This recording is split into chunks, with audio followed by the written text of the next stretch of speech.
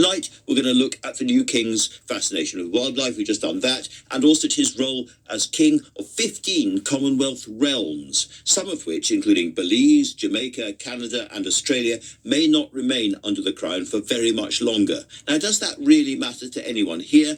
I've just been speaking to Baroness Scotland, Secretary General of the Commonwealth, who will be a prominent figure at the coronation. In 2018, when the heads of government met across the Commonwealth, the then 54 countries had to decide what would happen if and when Her Majesty died, because this was not something that was an inherited post. No. So it was a unanimous decision of all the members and the heads of government and of all the countries who were then members of the Commonwealth that in the event that Her Majesty died, they would wish His Majesty King Charles III to become the head of the Commonwealth. But it was very much, I think, because of the huge amount of work that he'd done over the last 50 years. I think he's probably visited almost every country in the Commonwealth.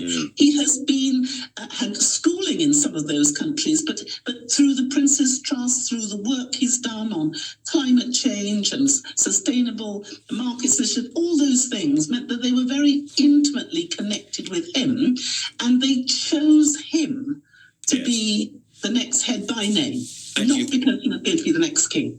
And you've mentioned all the republics inside the Commonwealth, so clearly there's a difference between being in the Commonwealth and coming under the British monarchy. And if you look at the latest polling suggests there are 6 countries who, if they were asked to vote now, would vote to become republics. And they include, for instance, Canada and Australia, as well as Jamaica, the Bahamas, Antigua and Barbuda. So some really big countries there, if given the opportunity now, would cease to become monarchies. Well, firstly, it's a matter entirely for the populations of those countries. But it's really important for us to remember that when the new Commonwealth was created in 1949, it was created because 8 countries took their full independence from the United Kingdom, including India, Sri Lanka, etc. But they wanted to remain part of the Commonwealth because this family is more than just being a realm. And so it's not surprising that 36 republics are now members of the Commonwealth. And to date, every single country which had been a realm, which became a republic, remained a member of the Commonwealth, remained part of this wonderful family. And I've got no doubt that that's going to be the discussions that will be made by the people of those countries. The love of the Commonwealth remains. Now, I'm quite sure the king would, as it were, take it on the chin if big countries like Canada or Australia decided to become republics. That's how the family has worked up to now. But it would be quite a personal blow for him, wouldn't it? Well, I don't really see it that way because, and I'm not sure, I can't speak for him, I don't think he sees it that way because this idea of comity, this idea of family transcends monarchy. This 56, and we're growing, more and more countries want to join the Commonwealth because of what we stand for, because of our values, because of the impact that the Commonwealth as a group of countries have been able to make. So I think the royal family have always been very phlegmatic about this. This is a matter of individual choice. And I'm sure that they have been warmed by the fact that every single country who has become a republic have wanted to become and remain part of the Commonwealth. And all of them, every single one of them chose him as the next head.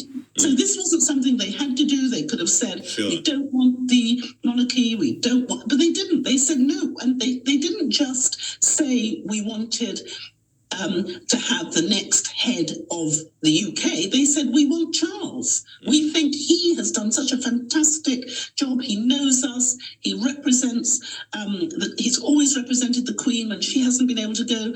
His family too. So I think it's a matter of independent choice for independent countries as to what they want. If they want to remain around, wonderful. If they don't, then wonderful too. Absolutely. The Prime Minister of Belize today saying that his country, he thinks might be the next to become a republic, has been sharply critical of the Prime Minister here's refusal to apologise for Britain's role in the transatlantic slave trade. This is growing around the world as an issue. Is that going to be quite high up your list of things to worry about, deal with, do you think, in the next period of the Commonwealth?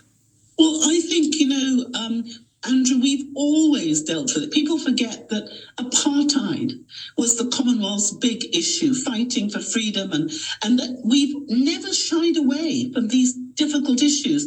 We had a declaration just a couple of years ago about racial discrimination. That's something that's been going on. So is it going to intensify? It may, but I can confidently say that none of these issues will ever be shied away from. We've always looked these things straight in the eye and we've dealt with them. Even things like apologies and ultimately reparations? Well, the thing is, apologies and reparations are in relation to individual countries. There is an opportunity for each country to make a decision as to what it wants to do. I mean, you just see what the changes that have happened in Australia in relation to the Indigenous people. These issues, and I'm sure they're having conversations in other countries like Canada and elsewhere as well. So these are individual debates which will happen in international fora, in countries, and each one of us will have to decide how best we deal with it. Now, of course, we can add to the discourse, we can talk about fairness, we can talk about how it can be done, but the wonderful thing that happens in the Commonwealth is because everybody's around that table who've been part of each and every side, you get a sensible conversation.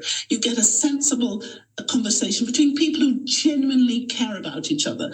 I'm sure you've been on a number of our meetings, and some people come away from and said, "Oh my gosh, they really love each other, don't they?" To which I say, yeah, they do. Yeah, they do love each other. They care about each other. They're a family.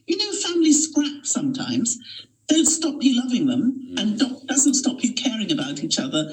Or when the going gets tough, they stand up for you. Someone said to me, the Commonwealth, they're your bad weather friend. Bad weather friend.